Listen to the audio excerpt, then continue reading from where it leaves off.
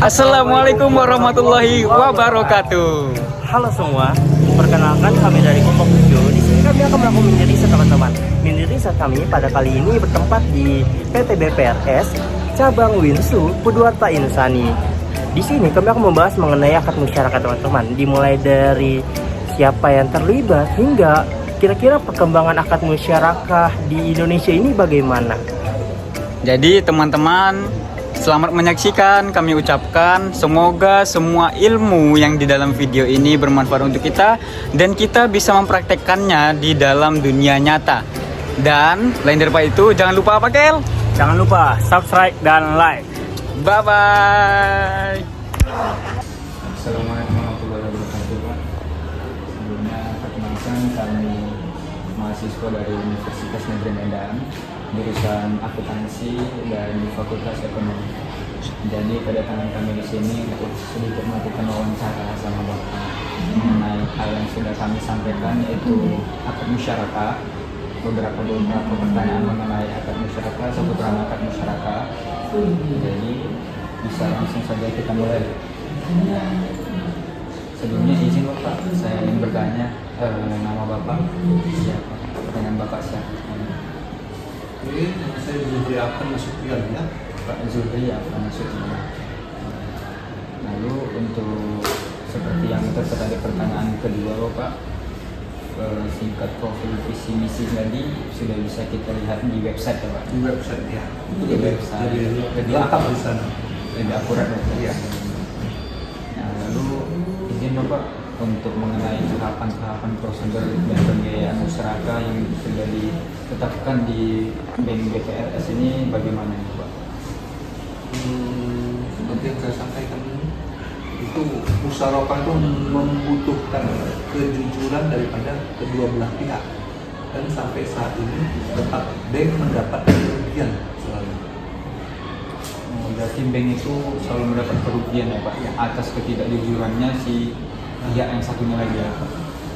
Apa namanya? Musyarakah kedua orang. Musyarakah Saidul Mal dan Budor itu. Iya, jadi mudah Pak. Kalau di Indonesia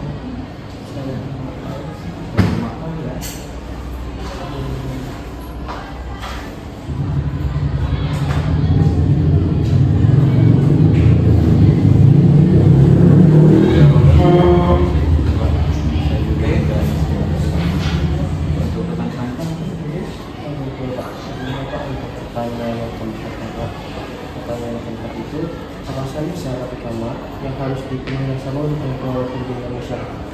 Kejujuran. Ya, itu kejujuran. Baru ditambah dengan skill dia dalam bidang apa. Kita targetkan adalah skill.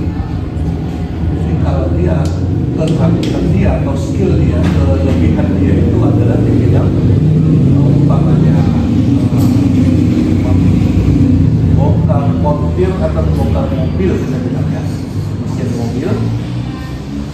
Kita harus memberikan pembiayaan musyarakah itu yang kira-kira berarah ke sana. Jangan memberikan kepada yang kira-kira hanya jual sembako atau yang lain. Ya, pasti rusak. Sementara yang sudah berarahkan ke sana saja, sebisanya kita harus pantau. Harus pantau secara langsung. Harus pantau secara langsung. Kita harus memintakan dia untuk kita memberikan satu orang sebagai pantauan. Anggota kita atau dari keluarga dari bank harus ada di sana memantau kegiatan tersebut. Kalau misalnya untuk kebutuhan administrasi Pak, kira-kira syarat-syaratnya apa saja? Kalau syarat administrasinya sama sih dengan bank-bank lainnya. KTP, KK-nya, fotokopi KK, fotokopi KTP, fotokopi surat nikah, fotokopi usahanya, jaminannya. Udah dari pihak sertifikat dari masyarakat itu perlu melanjutkan laporan keuangan dari usahanya atau tidak Pak? Pasti. Biasanya kalau itu dia minimalnya itu 3 bulan, sebaiknya itu 6 bulan. Nanti 3 bulan sekali gitu ya. Laporan keuangan dia selama 3 bulan iya. terakhir. Saya kan mau. Tapi baiknya itu 6 bulan. Oh, baiknya 6 bulan. Dari 6 bulan kita bisa melihat apa terjadi di situ. Kalau bahkan itu usahanya cepat merugi, toh kita kasih. Berarti Pak, suatu saat bisa di stop ya Pak? Kalau begitu. Kalau dia sudah di luar daripada kesepakatan boleh. Boleh langsung di stop. Kalau dia di luar kesepakatan, seandainya dia itu usahanya itu kita bilang menghasilkan uang, umpamanya per bulan itu dengan nisbah 35-65. Tahu-tahu tidak pernah tercapai daripada nisbah itu berapa pendapatan yang per bulannya kita dapat. 3 bulan berturut-turut tak tercapai, kita bisa. Langsung diberhentikan ya. Asalkan sesuai, memang dia sudah berusaha tapi memang tidak mendapat, ya itu nggak bisa. Tapi kalau memang dia hanya mengenyangkan dirinya sendiri dan kebanyakannya memang itulah yang terjadi. Yang banyak terjadi di lapangan ya Pak. Jadi yang biasanya dia makan hanya berkisar 60.000 per hari keluarganya, dia menjadi 150.000 atau 200 per hari. Ya kan, mumpung lebih enak kan? Iya. Dibiayai, makanya itulah yang terjadi. Dia membuat untuk biaya keluarganya lebih besar, sehingga menimbulkan kerugian bagi pihak yang membiayai mereka. Nanti untuk penggunaan dengan itu tidak dibatasi ya Pak? Untuk penggunaan apa saja itu Pak? Yang kesepakatan itu adalah termasuk biaya rumah tangga daripada yang mengelola pasti ditanggung. Berarti diperhitungkan juga ya? Iya. Wajib diperhitungkan juga. Wajib. Secara rinci dia berarti Ini diperhitungkan. setiap hari itu pengeluarannya harus dikalkulasikan. Makanya kita bisa melihat nanti dari situ berapakah pengeluaran makan dari mereka, berapakah pengeluaran lampu dari mereka setiap bulannya, apakah sesudah kesepakatan kita ini menjadi lebih banyak pengeluaran air juga mungkin. Dulu kalau ada air jalan, matikan air, mahal air, mahal lampu. Nah sekarang lagi dibiayai, lagi Jadi kan sasarannya itu memberikan laporan keuangan triwulan atau semester Pak. Menurut saya Pak, apakah ada keuntungan minimal supaya dari pihak usaha tersebut bisa menerima tersebut Pak? di awal kesepakatan dari nisbah tersebut sudah kita kalkulasikan. Kita kalkulasikan itu adalah pengeluaran keluarga berapa, pengeluaran karyawan berapa, ya kan? Kalaupun dia menyewa usaha, tempat usahanya atau semua harus dikeluarkan. Kalau kita kalkulasikan itu biasanya kalau standar rate sekarang suku bunga Bank Indonesia itu adalah 4,5 kita bilang, berarti kita harus di atas daripada itu. Kalau kita bekerja mengasihkan usaha kepada orang, tetapi ternyata hasilnya itu adalah standar dengan suku bunga Indonesia, kita kasih, kita berarti kita nggak mendapat untung. Kan begitu. Untuk minimal lapor dari kalau misalkan salah satu pihak tersebut besaran nominalnya itu berapa Pak? Kalau kita bisa kalkulasikan itu harus standar rate-nya itu setidaknya 10%. 10%.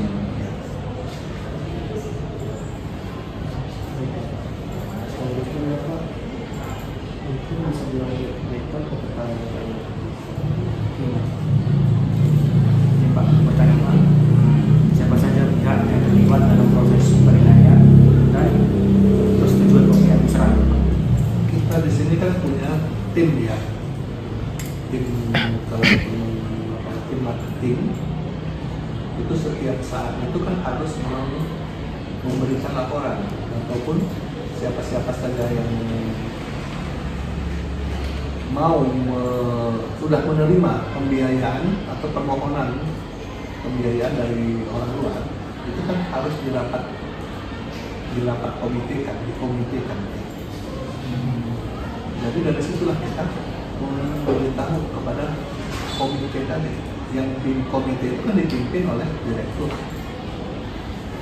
Kita sampaikan bagaimana kondisinya orang tersebut. Jangan nanti usahanya itu utamanya kita bilang jual sembako, tapi sembakonya itu sembako yang sudah lama, ya kan? Atau kalaupun dia usahanya usaha yang usaha yang kurang berputar lama, iya. Kan itu harus kita pantau juga, harus kita survei juga. Kalau kondisi itu masih bagus, wangi, kebersihan lokasi, semuanya harus kita pertimbangkan. Kalau nampaknya di situ berabu, jarang kali keluar masuk tangan untuk usahanya itu harus kita pertanyakan, itu orang masih betul nggak kerjakan?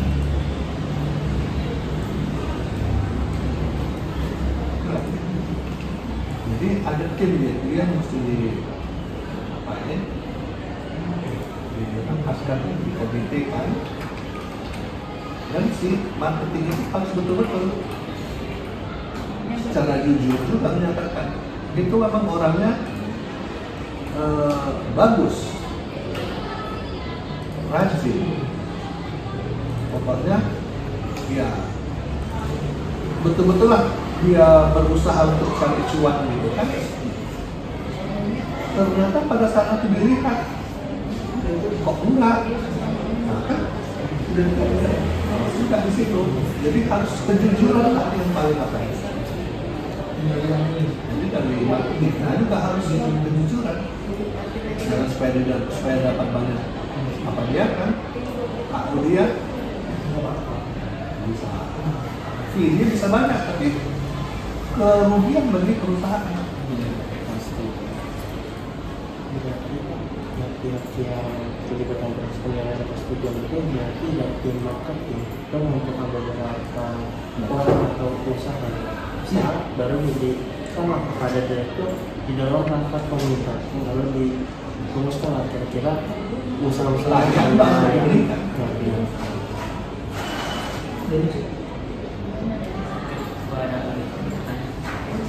Pak izin Pak untuk kendalanya Pak dilakukan tanggal negara bias oleh Indonesia Thailand melakukan Pak.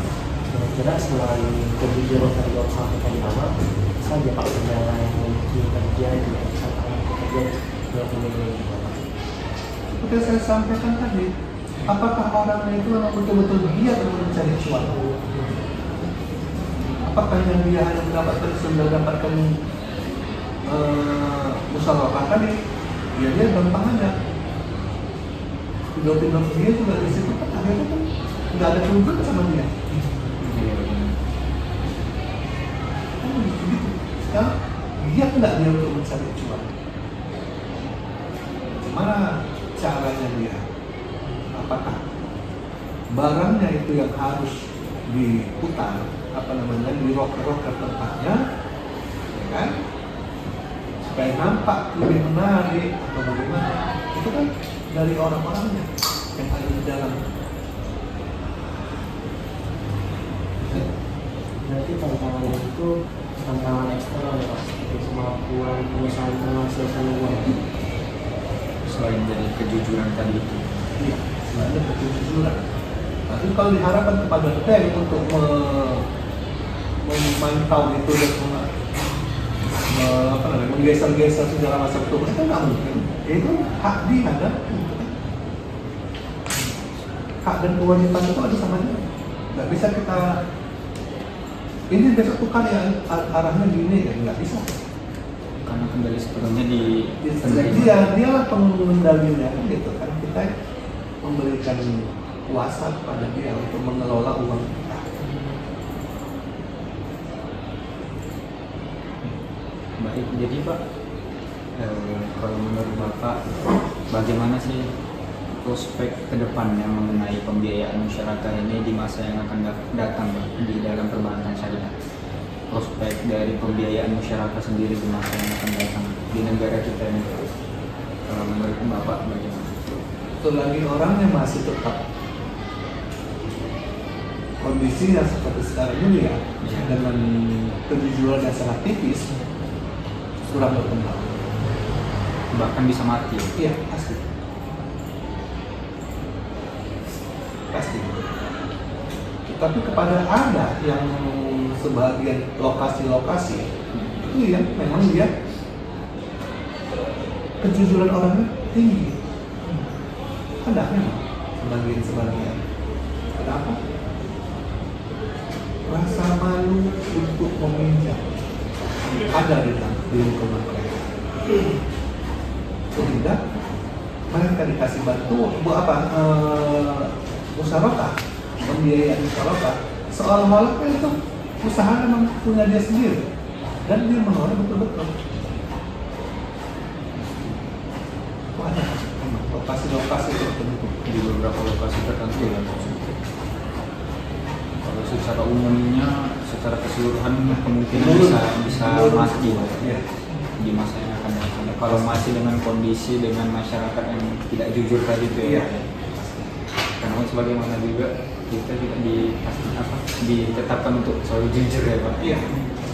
Dalam hal apapun itu, tidak lain dari masyarakat sendiri.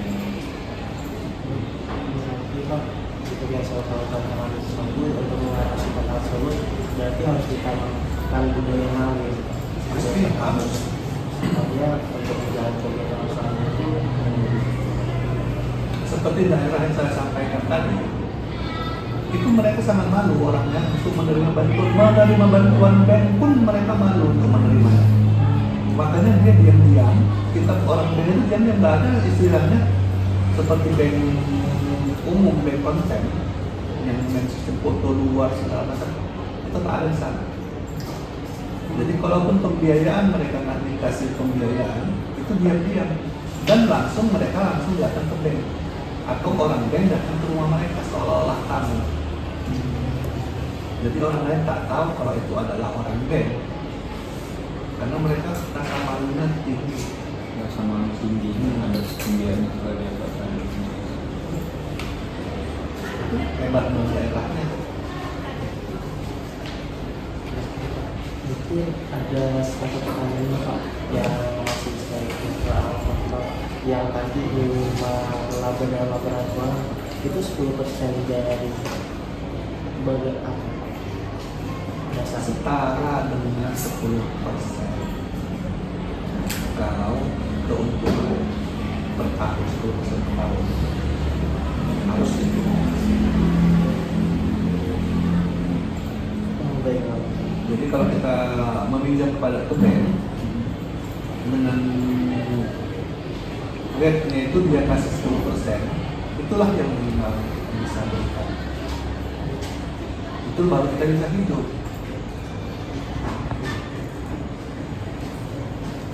Itu seharga itulah baru bisa. Karena suku bunga BI aja 4,5. Berarti selisihnya itu ada hanya 5,5. Itulah kita membiayai hidup dia, membiayai bank, membiayai karyawan bank, dan hanya mendapat 35% dari itu. Makanya harus mendapatnya 10%. Iya, 10% tadi.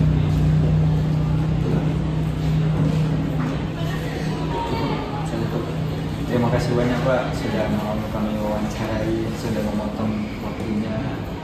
Baik dari kami, mohon izin Bapak sudah menerima kami dengan baik di Bank Syariah ini, di daerah Syariah ini. Mungkin itu saja yang bisa pertanyaan dengan Bapak. Terima kasih atas jawaban-jawaban Bapak. Assalamualaikum warahmatullahi wabarakatuh. Nah, jadi gimana nih teman-teman? Udah pada ngerti kan mengenai apa? Akad musyarakah. Nah, jadi semoga yang disampaikan tadi bisa bermanfaat untuk kita semua, ya kan Kel? Yoi. Nah, jadi jangan lupa sekali lagi apa Kel? Subscribe dan like. Dah, Dadah. sampai segitu saja. Bye bye. Assalamualaikum.